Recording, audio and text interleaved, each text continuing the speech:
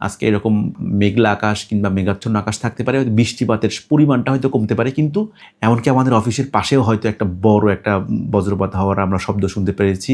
উত্তরবঙ্গ কিংবা দেশের উত্তর পূর্বাঞ্চলে এর সাথে শিলাবৃষ্টি হয়। আমাদের এখানে হয়তো শিলাবৃষ্টিটা হচ্ছে না।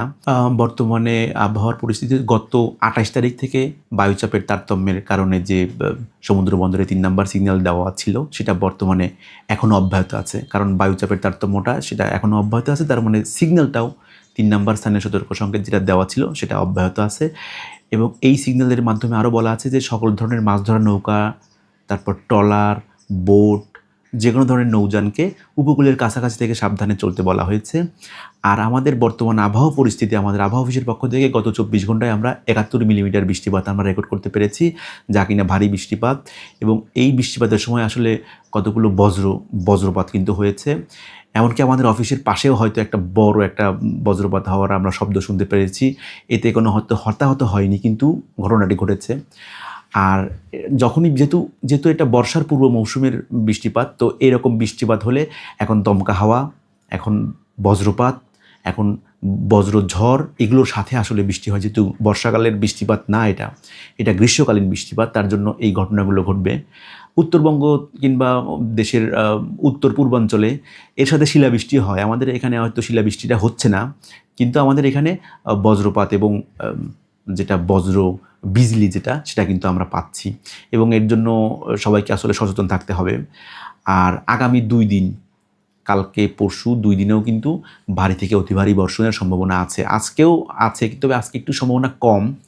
আজকে এরকম মেঘলা আকাশ কিংবা মেঘাচ্ছন্ন আকাশ থাকতে পারে, বৃষ্টিপাতের পরিমাণটা হয়তো কমতে পারে, কিন্তু তারপরেও আমাদের সতর্কবার্তার ভারী বর্ষণের সতর্কবার্তাগুলো এখন পর্যন্ত বহাল আছে। বজ্রপাতের ঝুঁকিটা আসলে যেখানে ওপেন খোলা যেখানে মাঠ আছে, সেখান থেকে সহজে ছাউনিযুক্ত ঘরে যাওয়া যায় না, সেইখানে আসলে মূলত সেখানে ঝুঁকিটা বেশি। যেমন এখানে আছে খোলা মাঠ, কৃষি মাঠ কিংবা খোলা লবণ চাষের যে মাঠ আছে, সেই মাঠ থেকে বজ্রধ্বনি শোনার পরও কৃষকরা সেখান থেকে খুব দ্রুত চলে আসতে পারে না, এবং সেখানে উঁচু গাছ না থাকায়, উঁচু বিল্ডিং না থাকায় সেখানে আসলে সরাসরি সারফেসে এই বজ্রপাতগুলো পড়ে, যার কারণে ওইখানে যদি কোনো মানুষ থাকে তিনিও এই বজ্রপাতের সময় বজ্রস্পৃষ্ট হয়ে মারা যায়।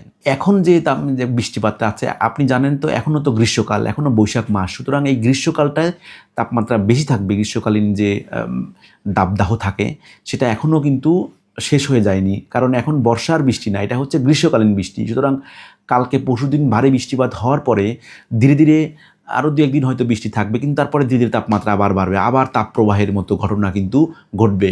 হয়তো বর্ষাকালটা জুন মাসের শুরুতে হয়তো আসতে পারে, কিন্তু এর আগে, এখন তো মাত্র এপ্রিলের ৩০ তারিখ, হয়তো এপ্রিলের মাঝামাঝিতে আবার কিন্তু গ্রীষ্মের দাবদাহ হওয়ার আবার সম্ভাবনা আছে। সমুদ্রের গর্জনে ভিন্ন স্বাদের সামুদ্রিক খাবারের ভরপুর আয়োজন উপভোগ করতে আজই চলে আসুন প্যাসিফিক বিচ লাউঞ্জ ক্যাফে কক্সবাজারে।